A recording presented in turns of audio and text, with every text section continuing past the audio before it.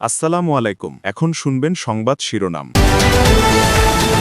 আজ রাজশাহী বিভাগের 4 জেলায় জামায়াত আমিরের নির্বাচনী জনসভা, দলের রাষ্ট্রনীতি এবং নারী ও সংখ্যালঘু ইস্যুর অবস্থানে সন্তুষ্ট পশ্চিমারা, দাবি মুখপাত্রের।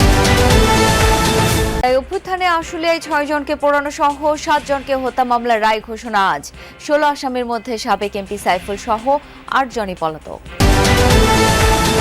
নাগরিক সুবিধায় পিছিয়ে থাকা ঢাকার নতুন 36 ওয়ার্ডে নির্বাচনী হাওয়া, প্রার্থীদের অঙ্গীকারে পুরোপুরি আস্থা না রাখলেও পরিবর্তনের আশায় ভোট দেবেন বাসিন্দারা। আসসালামু আলাইকুম। এতক্ষণ শুনছিলেন সংবাদ শিরোনাম, এখন শুনবেন বিস্তারিত। রাজশাহী বিভাগে 4 জেলায় নির্বাচনী জনসভা করবেন জামায়াতের আমির ডাক্তার শফিকুর রহমান। নির্বাচনের আগে এসব জেলায় শেষবার সফর করে 11 দলীয় নির্বাচনী ঐক্যের প্রার্থীদের জন্য ভোট চাইবেন তিনি। প্রথমে নওগাঁ যাবেন ডাক্তার শফিকুর। বেলা 11টার দিকে শহরের এটিএম মাঠের জনসভায় তার বক্তব্য রাখার কথা। এরপর যাবেন চাঁপাইনবাবগঞ্জে, সেখানে নবাবগঞ্জ সরকারি কলেজ মাঠে দুপুরে বক্তব্য দেবেন। পরে রাজশাহীর গোদাগাড়িতে মহিশালবাড়ি ডিগ্রি কলেজ মাঠে এবং বিকেলে রাজশাহী শহরের মাদ্রাসা মাঠে বক্তব্য রাখবেন। জোটের অন্য দলগুলোর শীর্ষ নেতারাও জনসভায় উপস্থিত থাকবেন। সন্ধ্যায় নাটোরের নবাব সিরাজউদ্দৌলা সরকারি কলেজ মাঠে নির্বাচনী জনসভায় বক্তব্য দিয়ে রাতে নাটোরেই অবস্থান করবেন জামায়াত আমির। পরদিন যোগ দেবেন বরিশালের জনসভায়। রাষ্ট্র পরিচালনার নীতি কৌশল সহ নারী ও সংখ্যালঘু ইস্যুতে জামায়াতের অবস্থান জানতে চান পশ্চিমা কূটনীতিকরা। সেই অবস্থান স্পষ্ট করা হয়েছে এবং তাতে বিদেশিরা সন্তুষ্ট, দাবি দলটির। মুখপাত্র ইহসানুল মাহবুব জুবায়ের বলছেন, ভারত সহ সব দেশের সাথেই আত্মসম্মান এবং মর্যাদার ভিত্তিতে ভালো সম্পর্ক চায় জামায়াত।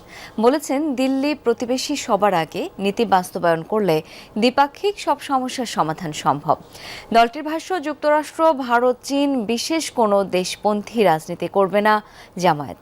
দাবি, পাকিস্তানের সাথেও আলাদা কোনো জমজমাট নির্বাচনী প্রচারে জামায়াতে ইসলামী নিজেদের ইসলামী দল বললেও রাষ্ট্র পরিচালনায় গণতান্ত্রিক প্রক্রিয়া অনুসরণের কথা বলছে তারা। 12 তারিখের পরে 13 তারিখ নতুন বাংলাদেশের উদয় হবে ইনশাআল্লাহ। আওয়ামী লীগের পতনের পর থেকেই বিদেশিদের সাথে জামায়াতের বৈঠক আলোচনা খুবই দৃশ্যমান। এসব বৈঠকে তাদের নীতি কৌশল, বিশেষ করে নারী ও সংখ্যালঘু ইস্যুতে দলটির অবস্থান পশ্চিমারা জানতে চেয়েছে, সেটি স্পষ্ট করলেন এই নেতা। জামায়াতের পলিসি, ওমেন্স পলিসিটা কী হবে, মাইনরিটি পলিসিটা কী হবে, ফরেন পলিসিটা কী হবে, বাংলাদেশ জামায়াতে ইসলামী বাংলাদেশের দায়িত্ব পেলে আমাদের সরকার ব্যবস্থাটা কী ধরনের হবে, এগুলো তারা আমাদের জানতে চেয়েছেন এবং এগুলো নিয়ে তাদের সাথে আমাদের অনেক দফা আলোচনা হয়েছে। তাদের আলোচনা, তাদের সে বিষয়গুলো ক্লিয়ার হয়েছে। সরকার গঠনের সুযোগ পেলে শরিয়া বা ইসলামী আইন দলটি বাস্তবায়ন করবে কিনা তাও বুঝতে চেয়েছেন বিদেশিরা। দলের লিডারশিপ, দলের বিভিন্ন কলা কৌশল, আমাদের পলিসি, ফিলোসফি, স্ট্র্যাটেজি, টেকনিক, এগুলো তারা জানতে চেয়েছেন। যে এই একটা দেশে মুসলমান আছেন, হিন্দু আছেন, বৌদ্ধ আছেন, খ্রিস্টান আছেন, ভিন্ন মত আছেন, পাহাড়িরা আছেন, সমতলের আছেন, সব ধরনের মানুষ আছে। রাষ্ট্র পরিচালনার জন্য তো তার একটা কনস্টিটিউশন আছে। এই কনস্টিটিউশন অনুযায়ী দেশ চলবে, এটাই তো চলে আসছে, আমাদের এটা চলতে থাকবে আর কি। এই জন্য এই সমস্ত বিষয়গুলো আমরা সবার কাছে স্পষ্ট করেছি। এমনও বলেছেন যে তোমরা কোন দেশের কোন মডেল ফলো করবা, নাম বলেছেন অমুক দেশ অমুক দেশ। আমরা বলেছি বাংলাদেশ তো বাংলাদেশি মডেল হবে, সেখানে অন্য কোনো মডেল আনার প্রয়োজন হবে না। যুক্তরাষ্ট্রের সাথে জামায়াতের ঘনিষ্ঠতা নিয়ে কথা উঠলেও নেতাদের দাবি, কেবল বাংলাদেশপন্থী রাজনীতি করছেন তারা। কোনো দেশের দিকেই আমরা ঝুঁকে পড়ে আমরা কোনো দেশপন্থী আমরা হব না, বরং আমরা বাংলাদেশপন্থী। বাংলাদেশের প্রয়োজনে আমরা সবার সাথে কথা বলবো। প্রতিবেশী ভারত নিয়ে রাজনীতির মাঠে নানা সমালোচনা করলেও দেশটির সাথে বিদ্যমান সংকট সমাধানে আশাবাদী জামায়াত। বাস্তব ভিত্তিক অনেকগুলো সমস্যা আছে। যদি আমাদের সরকার গঠনের সুযোগ হয়, তাইলে তো এই সমস্ত মৌলিক ইস্যুগুলোতে আমাদেরকে অ্যাড্রেস করতে হবে। এক হাতে তালি বাজে না। বাংলাদেশ যেমন উদ্যোগ নেবে, আমার ধারণা ভারতের বিচক্ষণ রাজনীতিবিদ এবং সরকারে যারা আছেন তাদেরকেও বিষয়টি এগিয়ে আসতে হবে। চীনের সাথে ঘনিষ্ঠতা নিয়ে কোনো দেশের প্রশ্ন আছে বলেও দাবি তার। অন্যান্য ডেভেলপমেন্টরা জিজ্ঞেস করেছেন, তোমরা চীনে গেলে কেন? বলে, চিন্তা দিয়েছে, তোমরা দাও দাও।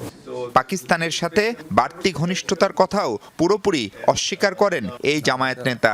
আলাদা কোনো সম্পর্ক কোনো দেশের সাথে নাই। জুলাই আগস্টের গণ অভ্যুত্থানে আশুলিয়ায় 6 জনকে পোড়ানো সহ মোট 7 জনকে হত্যা মামলায় সাবেক এমপি সাইফুল ইসলাম সহ 16 জনের বিরুদ্ধে রায় ঘোষণা করা হবে আজ। আন্তর্জাতিক অপরাধ ট্রাইব্যুনাল 2 এই রায় ঘোষণা করবে। এটি হবে ট্রাইব্যুনালে আওয়ামী লীগ সরকারের সময় মানবতা বিরোধী অপরাধের ঘটনায় হওয়া মামলার তৃতীয় রায়। 16 আসামির মধ্যে গ্রেপ্তার আছেন ঢাকা জেলার সাবেক এএসপি আব্দুল হালিল কাফি, এএসপি শাহিদুল ইসলাম, পুলিশ পরিদর্শক মোহাম্মদ আরাফাত হোসেন, এসআই আব্দুল মালেক, এসআই আরাফাত উদ্দিন, এএসআই কামরুল হাসান, শেখ আফজালুল হক ও কনস্টেবল মুকুল চোকদার। তবে সাবেক এমপি সাইফুল সহ 8 জন এখনো পলাতক। মামলায় সাক্ষ্য দিয়েছেন 23 জন। রায় ঘোষণার কার্যক্রম সরাসরি সম্প্রচার করবে বাংলাদেশ টেলিভিশন।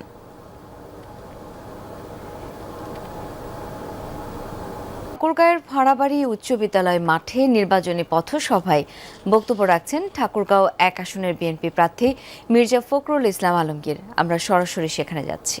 ভোট করি নাই, একটা আন্দোলন করছিলাম, ওটা আগের রাত্রে নিয়ে চলে গেছে। আর পরে আমরা সবাই তখন জেলে 24-এর যে নির্বাচনটা হলো সেটা ঠিক মতো হয়। এবার পরিবর্তন হয়েছে, ছাত্র জনতার আন্দোলনের ফলে সরকার পরিবর্তন হয়েছে। আমরা এবার একটা সবাই এই দেশে নাগরিকের সুযোগ পেয়েছি, এবার একটা সুষ্ঠু ভোট আমরা দিতে পারব এবং এইবারকার ভোটটাতে কোনো জালিয়াতি, চাতুরি, জবরদস্তি কোনো কিছু হওয়ার সম্ভাবনা নাই। কেন? যে এখানে যে সরকারটা আছে, এই সরকারটা একটা নিরপেক্ষ সরকার। এই সরকার সুন্দর একটা ভোট করতে চায় যে ভোটের মাধ্যমে জনগণের যাকে নির্বাচন করবে তারাই সরকারটা গঠন করুক। সেনাবাহিনী নিরপেক্ষ নির্বাচন চায়, জনগণ চায়, আমরা রাজনৈতিক দলগুলো নিরপেক্ষ নির্বাচন চাই।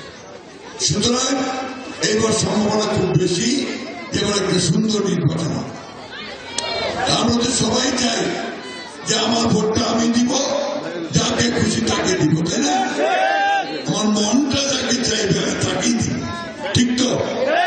তাহলে এইবারকার ভোটের মধ্যে দিয়ে আমরা যদি একটা সুন্দর সরকার গঠন করতে পারি, যারা আমাদের দেশের স্বাধীনতাকে রক্ষা করবে, গণতন্ত্রকে রক্ষা করবে, আমার দেশের মানুষের কল্যাণের জন্য, তার আইনটা বাড়ানোর জন্য বিভিন্ন পথ বের করবে এবং দেশে সুশাসন।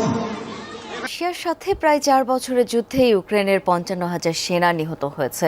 বুধবার ফরাসি এক টেলিভিশনকে দেয়া সাক্ষাৎকারে এই দাবি করেছেন ইউক্রেনের প্রেসিডেন্ট ভলোদিমির জেলেনস্কি। বলেন, প্রাণহানির এই তালিকায় স্থায়ী সেনা ছাড়াও যুদ্ধকালীন নিয়োগপ্রাপ্ত সেনারা রয়েছে।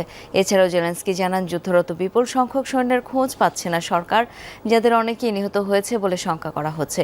এর আগে সবশেষ গত বছরের ফেব্রুয়ারিতে জেলেনস্কি দাবি করেছিলেন যুদ্ধে 46,000 সেনা মারা গেছে।